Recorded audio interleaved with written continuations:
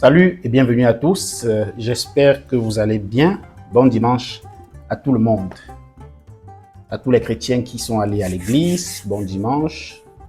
À tous ceux qui ne sont pas allés, bon dimanche. À tous les musulmans, bon dimanche. C'est un jour de la semaine. À tous les non-croyants aussi, bon dimanche. À tous les animistes, à tous ceux qui croient à nos crânes et à nos ancêtres, bon dimanche. Aujourd'hui, on va parler du Mali.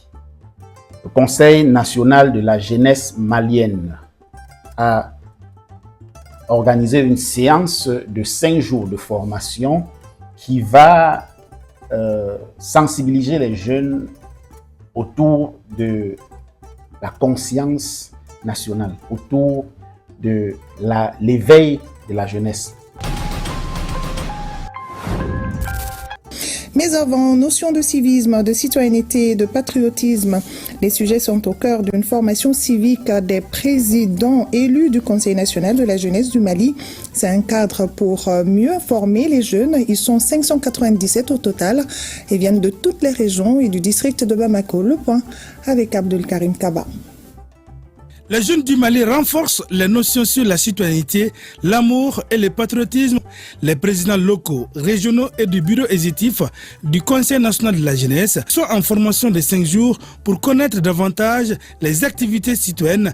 La formation civique que nous lançons aujourd'hui est bien plus qu'un simple cadre d'apprentissage. Elle est un moment clé pour renforcer notre engagement citoyen, notre compréhension des valeurs républicaines et notre capacité à œuvrer pour une jeunesse consciente. Faire des jeunes de vrais acteurs du changement positif, des mentalités, conformément à la vision des plus hautes autorités de la transition, tel est l'objectif de cette formation. C'est une première, vraiment, c'est une première de réunir non seulement tous les présidents ici, c'est une première d'avoir un président national de la jeunesse qui est élu dans les conditions que nous voyons, qui sont en face lui aussi de ces jeunes. L'intérêt, c'est que d'abord, les orientations puissent être données par le département, les orientations puissent être données par le président national de la jeunesse, mais également, un des gros avantages pour nous, c'est d'avoir des jeunes citoyens, consciencieux, engagés et prêts à servir. Pendant 5 jours, les 600 jeunes du Mali vont être mieux outillés par des experts de l'initiative à l'école de la citoyenneté, notamment sur les fondements de l'identité nationale, la lutte contre la consommation de la drogue, la formation physique et l'apprentissage de la vie militaire.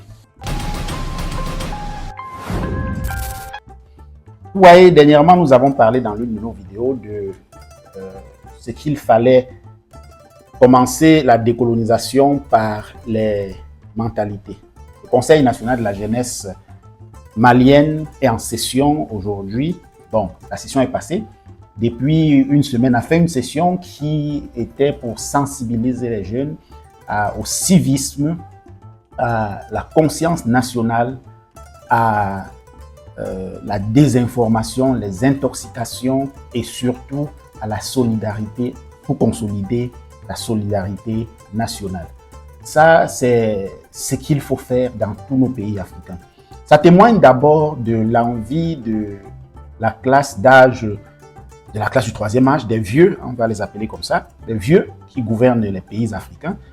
Ça témoigne déjà quand même de leur envie à impliquer la jeunesse dans le phénomène et le processus de transformation de la société africaine. Parce que, comme on vous l'a dit, ça commence par les transformations de mentalité. On ne peut pas transformer les infrastructures et les institutions, puis laisser les mentalités indemnes. Les mentalités vont reformater tout. Je vous prends un petit exemple.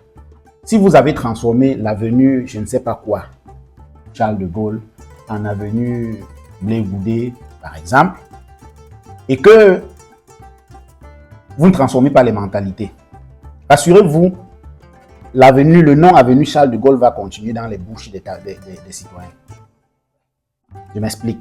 Quand on va stopper le taxi, on va dire avenue Charles de Gaulle. Puisque les mentalités n'ont pas été transformées d'abord, il faut qu'on fasse des sensibilisations à toutes les populations afin de leur dire, pourquoi est-ce qu'on ne doit plus dire avenue Charles de Gaulle? 2, pourquoi est-ce qu'on a choisi Blé Goudé, si c'est Blé Goudé? Je prends le cas de la Côte d'Ivoire, ça peut être n'importe quel pays africain. Hein. Pourquoi est-ce qu'on a choisi Charles Tangana? Pourquoi est-ce qu'on a choisi, je ne sais pas, Obiang? Voilà. Donc, il faut sensibiliser les mémoires, les consciences, afin que les populations sachent pourquoi est-ce qu'on ne veut plus que ce soit avenue Charles de Gaulle. Et aussi, pourquoi est-ce qu'on doit prochainement dire avenue Blé Goudé ou avenue quoi. Et il faut que cela passe dans toutes les oreilles. Sinon, vous allez changer, vous allez connaître ça entre vous les membres du gouvernement et les populations vont continuer à dire avenue Charles de Gaulle. Dites-moi, est-ce que ça aura changé quelque chose? On va stopper le taxi, avenue Charles de Gaulle. Le taximan, même quand quelqu'un qui est un peu averti va lui dire avenue Blé Goudé, il va demander c'est encore où l'avenue Blé Goudé. Donc ça va prendre du temps. Normalement, nos présidents aiment faire les propagandes quand il s'agit de parler d'eux. Vous allez voir, quand les élections arrivent, il n'y a pas le numéro 2 des Africains en termes de propagande. Quand il s'agit de faire la propagande pour soi, pour eux-mêmes, les présidents africains, les membres du gouvernement, les gens qui veulent s'asseoir et maintenir le pouvoir à vie, il n'y a pas leur numéro 2. Ils sont premiers sans second. Mais sur ce genre de choses, on doit faire de la propagande.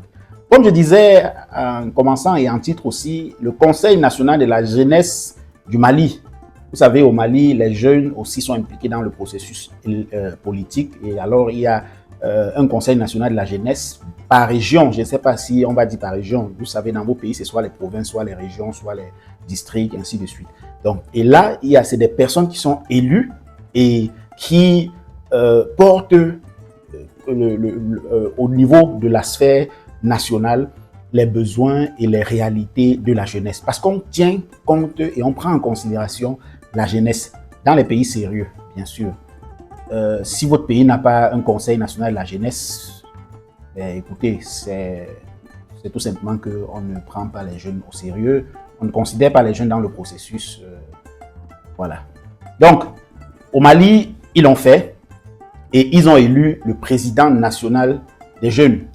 Ça, c'est un geste, c'est carrément à encourager. Applaudissez. Applaudissez, applaudissez.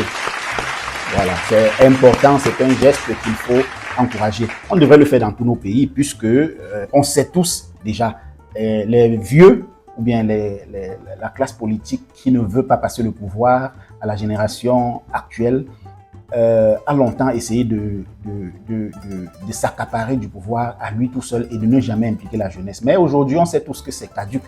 De gré ou de force, les jeunes s'impliquent dans la chose politique.